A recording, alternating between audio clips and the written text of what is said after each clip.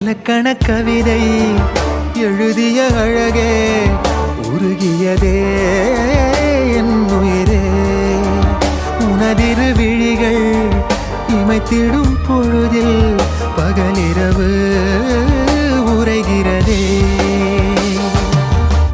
இதயம் கேட்குதே என் காற்றாக கனவாக கை வீசும் காதல் இவள் யாரோ.